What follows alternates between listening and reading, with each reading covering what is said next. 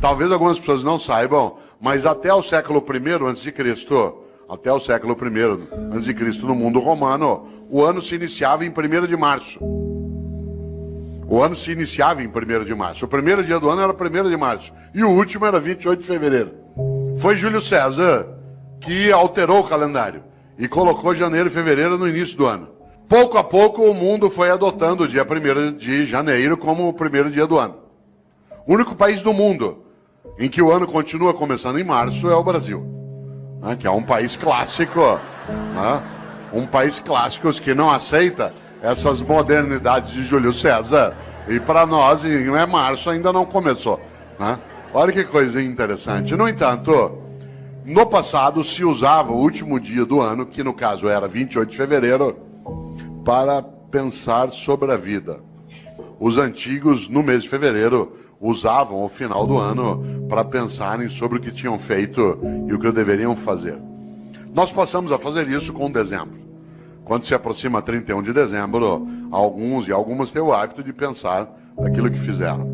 Isso é típico de algumas religiões, entre elas o judaísmo, o islamismo e o cristianismo, que tem uma ideia muito forte na vida. Tenha você ou eu religião ou não, há uma questão séria nessas religiões. Elas têm uma coisa chamada juízo final. O que me assusta na ideia de juízo final não é o fato de ser final, mas o fato de ser juízo.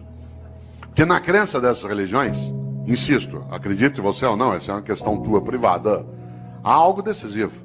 Elas acreditam que ao final da tua existência, a divindade vai te chamar no canto e falar, vem aqui para um particular.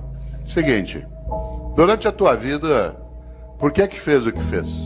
E por que é que não fez o que não fez? Aliás, por que é que fez o que fez do modo como fez? E por que é que deixou de fazer o que deveria ter feito? Essa é uma pergunta séria.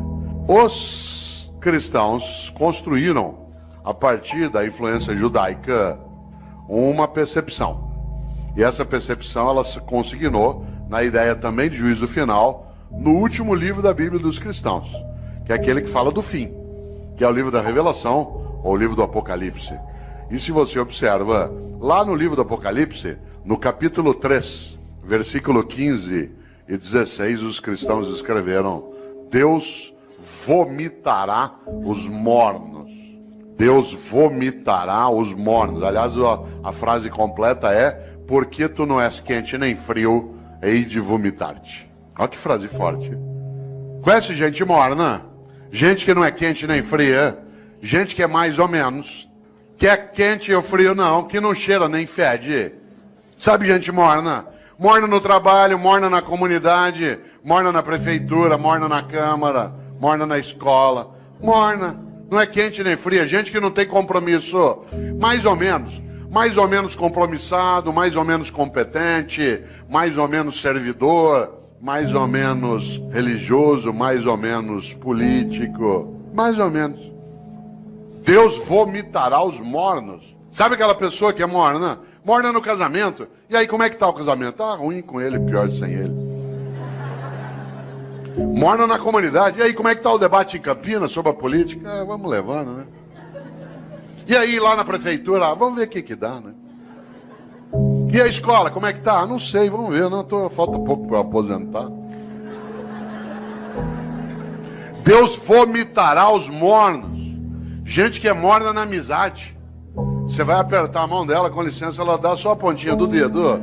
Você aperta aquela minhoca desmilinguida. Você vai abraçar, a pessoa abraça meio de lado, meio parece que tem nojo. Sabe gente que economiza afeto? Pessoas que esquecem que afeto e conhecimento é uma coisa que se você guardar, você perde. Gente que é morna na cidade, morna no casamento, morna no serviço público. Morna, não é quente nem fria. É morna na religião. Conheço gente, por exemplo, que vai a um culto ou a uma missa. Um dos meus sobrinhos é pastor presbiteriano aqui em Campinas. E às vezes a gente brinca, né, sobre isso, curiosamente. Porque tem gente que vai a um culto ou a uma missa e escolhe o horário da missa, por exemplo, pelo tamanho rápido que ela tem.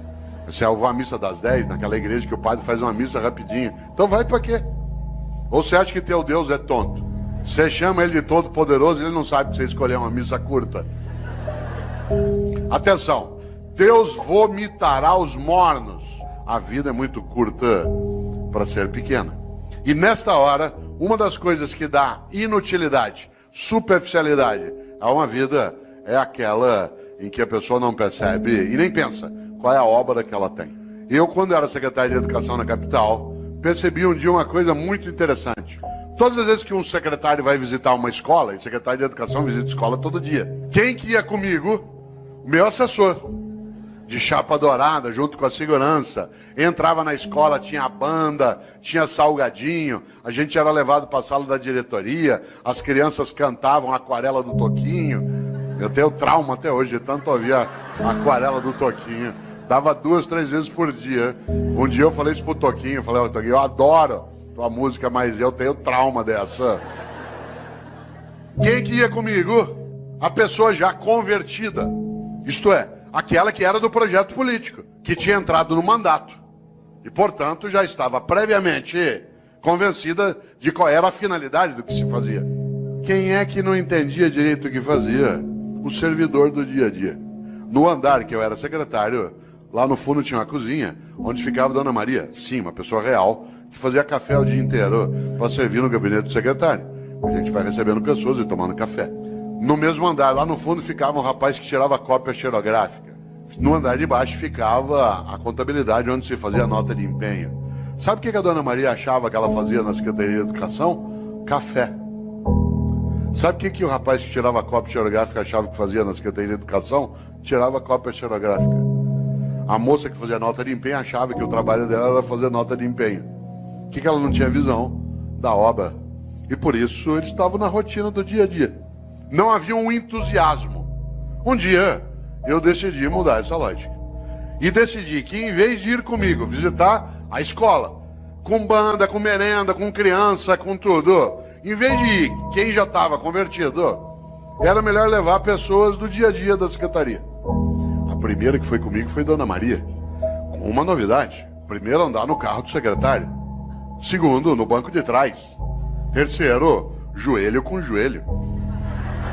E ao chegar na escola comigo, chegar lá na escola, em vez dela ir fazer o café e servir, ela ia ser servida. E ela entrava e via a banda, e via as crianças, e via a reforma da escola. Vocês não fazem ideia. Quando Dona Maria voltou, a partir dali era outra Dona Maria. De repente ela entendeu uma coisa, que o que ela fazia na Secretaria de Educação não era café, era educação. E aquilo que ela fazia, que o jeito dela de fazer educação era fazer café, virava escola, criança, cidadão atendido. No dia seguinte ela viu o rapaz do Xerox que passava o dia inteiro naquela máquina fazendo aquele gesto. Ele ficou boquiaberto, porque ele não fazia ideia que o que ele fazia não era tirar cópia, o que ele fazia era educação escolar. E o jeito dele fazer educação escolar era nos ajudar, tirando cópias. Vocês precisam ver a moça, que fazia nota de empenho. Ela imaginava que a tarefa dela era passar o dia ali fazendo nota de empenho. Quando ela viu que as notas de empenho viravam reforma, criança, comunidade, criança brincando, estudando, ela ficou boquiaberta. O que ela não tinha entendido? O propósito. O propósito. Isto é, qual era a obra dela? A obra não era fazer nota de empenho, era construir educação escolar numa comunidade. Usar os recursos de maneira adequada para elevar a vida. A partir dali, tanto faz quem era o governo. Por isso, vida com propósito. Algo que é muito perigoso, que é gente morna. Porque essa gente morna, ela, de maneira geral, ela acha que o que ela faz é só aquilo como um emprego. Isso é comum. Isso é comum, inclusive, a pessoas que no dia a dia, você sabe, eles argumentam que ele vai ser mais ou menos, também pelo salário que me pagam. Você já imaginou esse princípio aplicado ao corpo de bombeiros? Tua casa está pegando fogo, já apagaram a sala, a cozinha. De repente você olha, o bombeiro está enrolando as mangueiras, guardando. Fala, onde você vai? Ué, 5 horas, é o meu horário. Então, mas tá pegando fogo lá. Não, mas é o meu horário, me paga até essa hora. Já imaginou um cirurgião no hospital fazendo uma sutura de apêndice? Tem que dar 20 pontos na sutura ali no teu ponto de Mark Barnes para poder fechar direitinho, porque não tem equipamento para fazer laparoscopia. O que ele faz? No 8º ponto fala, vou parar aqui mesmo pelo que me pagam. 8 pontos tá bom já. Você já imaginou? Você sabe que há pessoas que se conduzem desse modo no cotidiano. Obviamente que eu não estou falando de trabalhar sem remuneração, estou falando de outra coisa. Da capacidade de entender o quanto que a vida é muito curta para ser pequena. E algumas pessoas se apequenam no modo como se relacionam na atividade que desenvolvem. Por isso, volto eu aqui a uma questão: qual é a tua obra? Quando você se for e você se vai, o que vai ficar?